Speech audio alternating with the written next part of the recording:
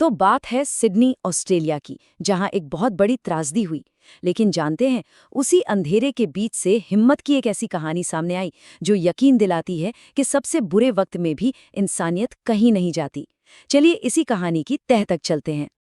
अंदाज़ा लगाइए कि हालात कितने बुरे होंगे जब न्यू साउथ वेल्स के प्रीमियर क्रिस मिन्स जो हमले के बाद वहां पहुंचे। उन्होंने कहा कि ये मेरी जिंदगी का देखा हुआ सबसे अविश्वसनीय मंजर था।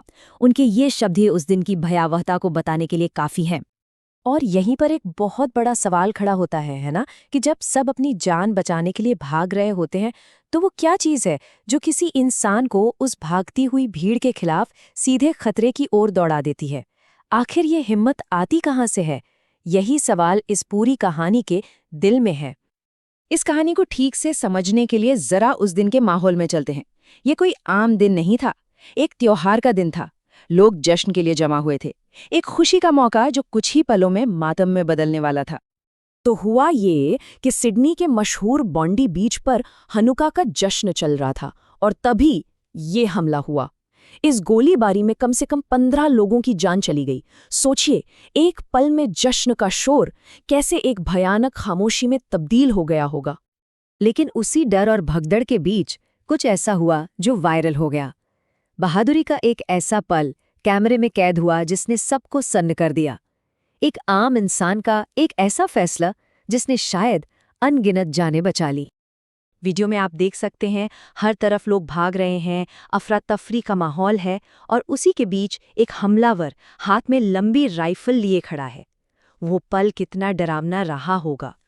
और तभी कुछ ऐसा होता है जिसकी कोई कल्पना भी नहीं कर सकता। एक आदमी भीड़ से अलग होकर भागने के बजाय सीधा उस बंदूकधारी की तरफ दौड़ पड़ता है। वो उस हमलावर से भिड़ जाता है और अपनी पूरी ताकत से उसे जमीन पर गिरा देता है, मतलब एक सीधी टक्कर। और फिर आता है वो सबसे अहम पल।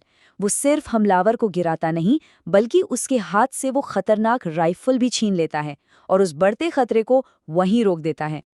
तो सवाल ये है कि आखिर ये शख्स था कौन, जिसने अपनी जान की जरा भी परवाह नहीं की और इतने सारे लोगों की जिंदगी बचा ली।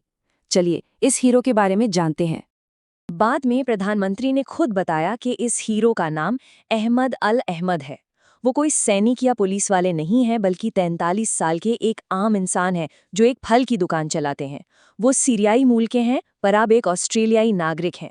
और अपनी इस बहादुरी की उन्होंने बहुत बड़ी कीमत चुकाई। उन्हें 2 गोलियां लगीं और वो इस वक्त अस्पताल में गंभीर हालत में हैं।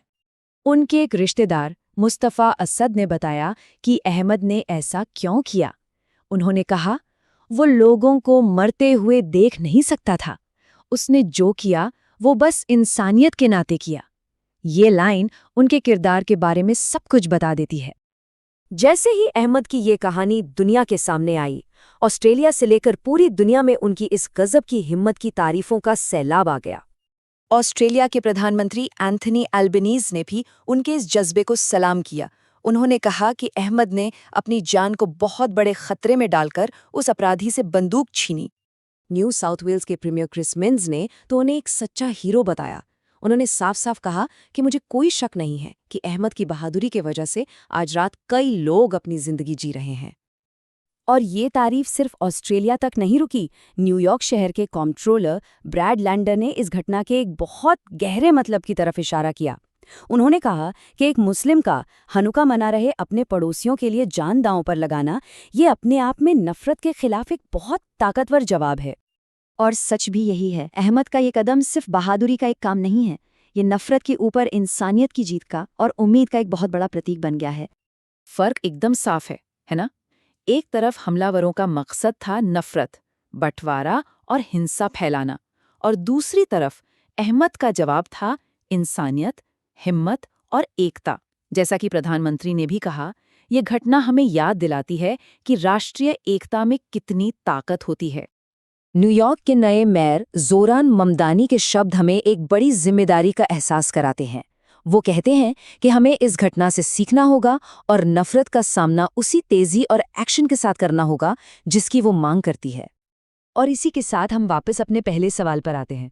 अहमद अल अहमद की कहानी हमें ये सोचने पर मजबूर करती है कि जब समाज में नफरत खोली जाती है तो कौन होता है जो डर को पीछे छोड़कर इंसानियत के लिए खड़ा होता है।